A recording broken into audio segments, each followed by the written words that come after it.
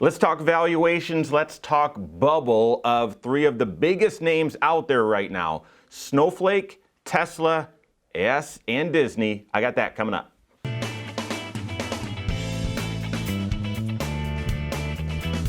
My name is Mike Bernard. I'm the host of the Wise Money Show. I'm also one of the certified financial planners right here at Korhorn Financial Group. Make sure you hit that subscribe button, turn on notifications, and smash that thumbs up button.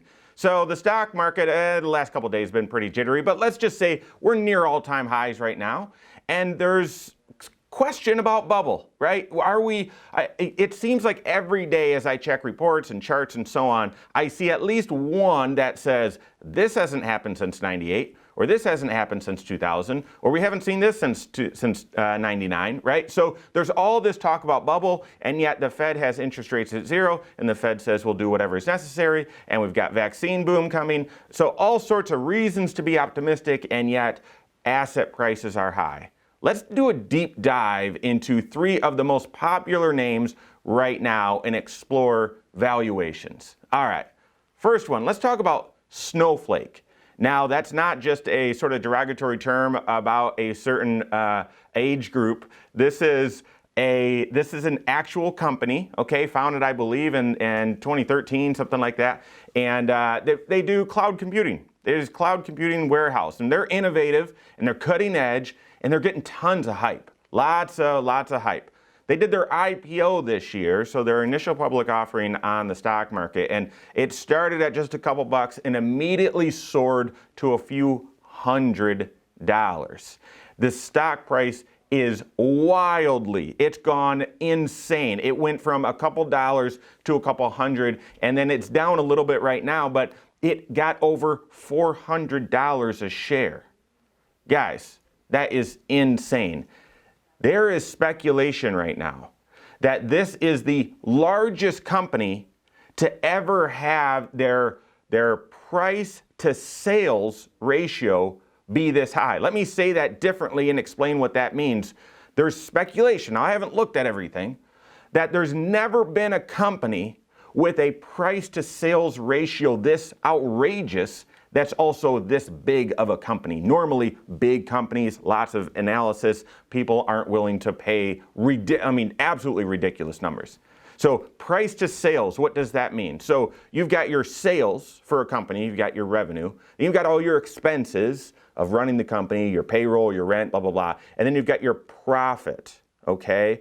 And typically, the earnings, right? Typically, the price of the share compared to this earnings, the average, let's just say, is around 18, okay? It's 18 times, right? So it's 18 times the profit or the earnings.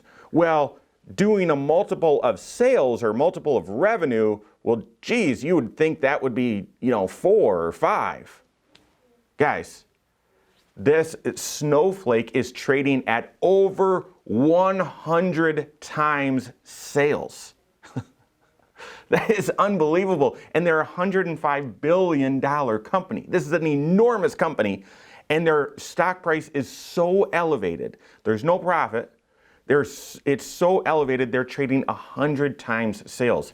Michael Batnick, another financial professional, said, to put this in context, at the height of the euphoria about Amazon, before Amazon really became Amazon, when it was just speculation, so 99, their market cap, inflation adjusted, was about $55 billion, so half the size. I mean, we're talking monopoly money anyway, but half the size of Snowflake today. And their price to sales was only around 50, okay, in that range. So Snowflake, this company, at least on the marketplace, it's just gone nuts. It's gone nuts. Guys, now I don't give the direct financial advice. Every video I tell you, you got to work with your certified financial planner. This is not advice, but wow. So if you're buying into Snowflake today, things have to be perfect. Things have to be perfect in order for you to actually realize some profit. If not, you could realize profit, it'd just be all speculation. Speaking of, let's go now to our second case study. Tesla, arguably the biggest name right now. And why are we bringing them up? I've talked about Tesla a bunch. I think the cars are sweet. Unfortunate about the SpaceX mission yesterday. I watched that video several times. It looked like a movie. But here's the thing. A few months ago, we were reporting that, wow, Tesla, this company that's not even traded on the S&P 500, now just overtook Visa for the, what was it, the eighth largest company out there from market cap. That was just a couple months ago. It just surpassed Berkshire Hathaway as the sixth largest company in the U.S. Guys, this is unbelievable. Check out this data. So overall market cap of Tesla, $612 billion, okay? Berkshire, it didn't just pass Berkshire Hathaway, Warren Buffett's company. It didn't just pass them. It blew by them, all right? Like imagine driving down the highway. No, I'm just kidding. Okay, Berkshire's only worth $536 billion. So Tesla is $80 billion more, percentage standpoint, significantly more. However, Tesla's net income, they just became profitable, so they finally have a positive number, is $0.6 billion, so $600 million.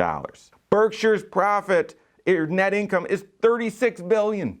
$36 billion. How is a company that's just unbelievable? Look at these numbers. In the profit margin, Tesla 1.97, Berkshire almost 13%. Guys, that's ridiculous. That's ridiculous. And yet there are many people right now with Tesla, the share prices, 600 to 700 in that range. Many people are saying it's going right back up to 2,000. There's rampant speculation. To me, we've got a wild card here that they're marching towards being included on the S&P 500 on December 21st. It'd be very interesting to see what happens to the stock after that. Finally, I'm going to keep this one brief, but if we're going to talk about stocks and potentially being in a bubble, we got to talk about my favorite company. That's not advice either, and there's no endorsement here. Disney. I love Disney. Family guy. I'm a family man. I've got 3 kids, and we love going to Disney. And so way back when, and I just full and fair disclosure, I own a couple of shares, not a lot, but way back when my daughter was born, our oldest, we were spending so much money on Disney stuff. I thought I gotta be one of the owners here of this company because we're spending so much money. And so I bought a few shares way back when. So here's the thing: you've heard that Disney had announced earlier they were furloughing some employees, and they've just increased that number by, significantly of the amount of people they're laying off. Their profits went from profit to loss significantly. They lost over $4 billion in the second quarter of this year, and they lost $700 million the third quarter. All right, and we know parks are still not fully open, and so we know. And so think about this: your company is theme parks, it is movies, it is sports. I mean, that is terrible. Like, that is a terrible recipe for this pandemic. Disney stock is higher today than it was a year ago before the pandemic even broke.